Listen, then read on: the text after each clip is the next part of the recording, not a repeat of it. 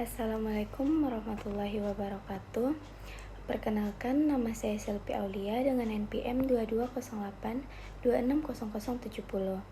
Di sini saya akan membahas salah satu kasus pelanggaran etika kedokteran yang terjadi di Indonesia, di mana video ini merupakan tugas remediasi saya pada non-blog, yaitu Bioetik and Humanities. Nah, di sini pada video ini saya akan membahas salah satu kasus pelanggaran etika kedokteran yang terjadi di Indonesia, yaitu pada kasus pembocoran rahasia medis pasien HIV oleh seorang dokter di Makassar.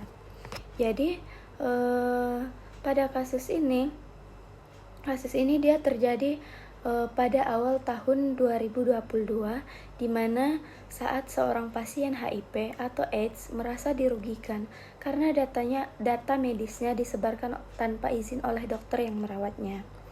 Nah, informasi tersebut tersebar di lingkungan tempat pasien bekerja dan tinggal, sehingga menyebabkan diskriminasi dan stigma sosial, yang mana prinsip etika kedokteran yang dilanggar, yaitu kasus ini melanggar beberapa prinsip utama etik kedokteran, yang mana yang pertama dia ada prinsip otonomi pasien, atau bisa juga disebut dengan autonomi, yang mana prinsip otonomi pasien ini merupakan makna dari prinsip ini yaitu setiap pasien berhak untuk mengendalikan informasi pribadinya, dan juga membuat keputusan tentang perawatan dirinya, serta mendapatkan perlindungan atas privasi dan kerahasiaannya. Yang mana pelanggaran autonomi dalam kasus ini yaitu yang pertama, dokter membocorkan status HIV pasien tanpa persetujuan dari pasien tersebut. Lalu yang kedua, pasien tidak diberi kesempatan untuk memutuskan sendiri apakah ingin membagikan informasi tersebut atau tidak. Dan yang terakhir, pelanggaran terhadap hak dasar pasien atas privasinya. Jadi dampak dari pelanggaran tersebut dapat menyebabkan menurunnya kepercayaan pasien pada tenaga kesehatan, lalu merusak hubungan dokter dan juga pasien, dan memicu penolakan pasien untuk berobat atau terbuka soal riwayat kesehatannya. Lalu yang kedua ada prinsip non-maleficence, yang mana makna dari prinsip ini yaitu dokter wajib tidak melakukan tindakan yang membahayakan pasien, bahkan secara fisik, psikologis, sosial maupun moralnya. Yang mana pada kasus ini pelanggaran yang terjadi yaitu tindakan membocorkan informasi medis menyebabkan kerugian sosial dan psikologis, seperti diskriminasi dari masyarakat dan rekan kerjanya, lalu tekanan mental, stres, bahkan resiko kehilangan pekerjaan.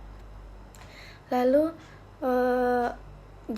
meskipun ini tidak melukai secara fisik, tapi kerugian non-fisik tetap dianggap sebagai bentuk bahaya. Lalu yang ketiga ada prinsip keadilan atau justice, yang mana makna dari prinsip ini, setiap pasien harus diperlakukan secara adil tanpa diskriminasi dan mendapat hak yang sama dalam perlindungan hukum dan sosialnya.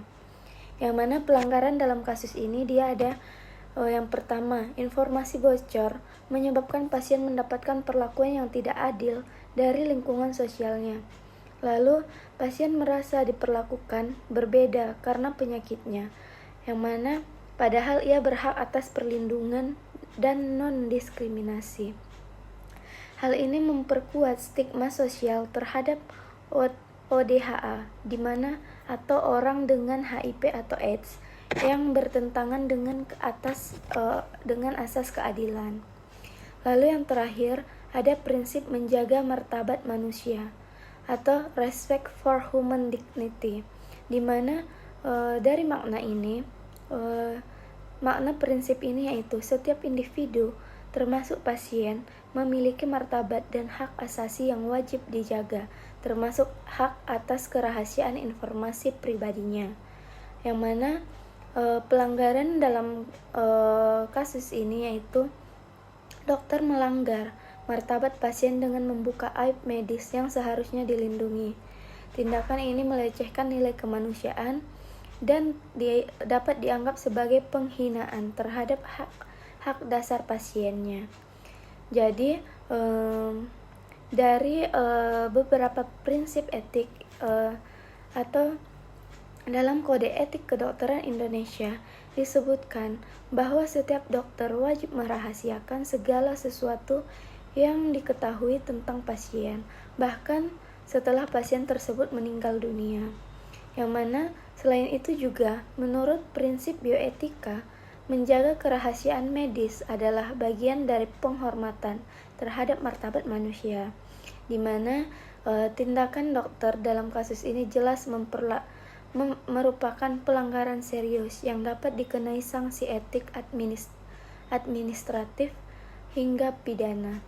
Jadi mungkin dari kasus ini kita belajar bahwa menjaga kerahasiaan pasien bukan hanya kewajiban hukum, tetapi juga bentuk tanggung jawab moral dan profesional seorang dokter, sehingga kita semoga kita kejadian ini semoga kita mendapatkan pelajaran dan semoga dari kejadian ini tidak dapat terulang kembali, dan kita sebagai calon dokter dapat menjunjung tinggi etika dalam prinsip kedokteran. Mungkin cukup sekian video yang saya buat tentang masalah kode etik ini. Jadi semoga dari video ini kita bisa dapat belajar untuk kita semua